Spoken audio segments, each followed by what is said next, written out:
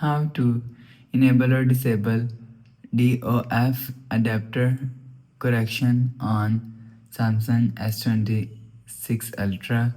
Let's start the video. First of all, go to app library. Here click on camera app.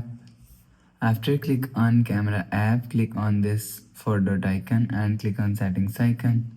Now in camera settings, scroll down and click on camera assistant. Here showing you camera assistant, click on camera assistant and you will see DOF adapter correction is here. If you want to enable DOF adapter correction, so turn on this button. After turn on this button, DOF adapter correction is enabled. If you want to disable DOF adapter correction, so turn off this button.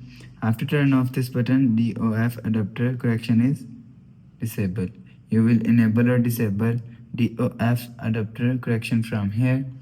After the process, go back to home screen. So that's how you can enable or disable DOF adapter correction on Samsung S26 Ultra. If you like the video, please subscribe. Thanks for watching.